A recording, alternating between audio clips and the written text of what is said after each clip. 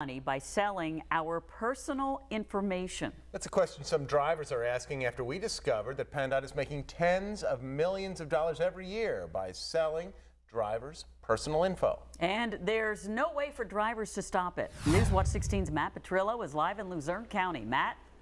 Well, Scott and Marisa, drivers may understand road signs like the one behind me, but it doesn't necessarily mean they know the laws of the land. Now, the law we're talking about is the one that allows PennDOT to sell your personal information. Drivers are concerned, and so are privacy experts who had no idea it was happening.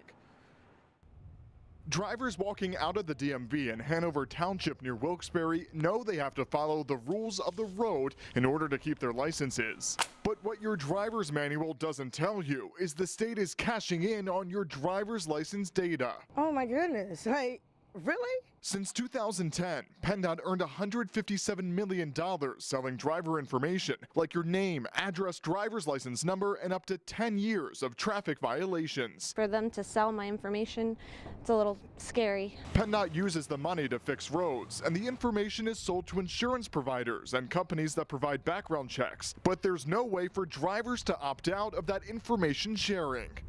I think it's wrong, especially when the public doesn't know that it's happening. Now, a new report is raising concern that your personal information could potentially end up in the wrong hands, like those of hackers or identity thieves. Sterling Infosystems is one company that bought driver data from PennDOT.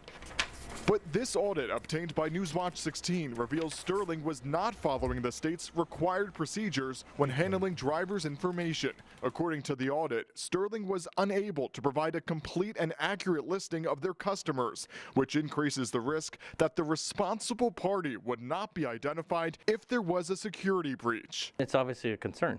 Now, experts do not think someone's identity can be stolen with just the information they hand over to PennDOT, but they do warn hackers could use that information, like your name, address, and driving history, to find out more information about you, and that could lead to identity theft. Well, every piece about you or anybody in general is just a piece of the puzzle. They might take that and then maybe with other information be able to steal your identity. PennDOT admits it relies on drivers to come forward and report any possible abuses of their personal information. But officials also point out there are consequences for any companies that buy the data if PennDOT discovers those companies are not following procedures. This particular company, Sterling, was a little sloppy in their procedures, and as a result, they are now cut off from the records.